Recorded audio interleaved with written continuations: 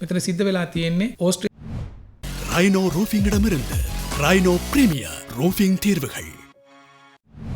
இதில் என்ன நடந்துள்ளது என்றால், ஆஸ்திரேலியாவின் ஏற்றுமதி நிதி நிறுவனம் ஒன்றுக்கு நிதி வழங்குவது தொடர்பில் திரைசேரி குறித்த நிறுவனத்துடன் இணையதளத்தின் மின்னஞ்சலூடாகவே தகவல்களை பரிமாறியுள்ளது.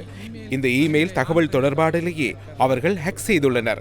நாம் அறியாமலேயே பெறப்பட்டுள்ள கட்டணத்துக்கு மேலதிகமாக இந்த ஹேக்கர்கள் இந்தியாவிற்கு செலுத்த வேண்டிய பணத்தையும் கைப்பற்றுவதற்கு முயற்சித்துள்ளனர். இதனால் எழுந்த சந்தேகம் காரணமாக வங்கி கணக்குகள் மாற்றமடைவது தெரியவந்ததால் உடனடியாக திரைசேரி இலங்கை போலீசின் கணினி குற்றங்கள் விசாரணை பிரிவிற்கும் கணினி அவசர நடவடிக்கை ஒன்றியம் ஆகியவற்றுக்கு அறிவித்துள்ளது. அவர்கள் விரிவான விசாரணைகளை நடத்தியுள்ளனர். கடன் மறுசீரமைப்பு மேற்கொள்ளப்பட்ட நாள் முதல் கடன் செலுத்தும் நடவடிக்கை ஆரம்பிக்கப்பட்டது முதல் தொடர்ச்சியாக இடம்பெற்ற தகவல் பரிமாற்றங்கள் குறித்து விசாரணைகளை நடத்தி வந்தார்கள். அதன் போதே ஆஸ்திரேலியாவின் ஏற்றுமதி நிதி நிறுவனம் ஒன்றுக்கு செலுத்த வேண்டிய பணம் இந்த ஹேக்கர்களின் வங்கிக் கணக்கிற்கு சென்றமை தெரிய வந்தது. உடனடியாக குற்றப்புலனாய்வு திணைக்களத்திடம் முறைப்பாடு செய்து விசாரணை நடத்தப்பட்டு வருகிறது.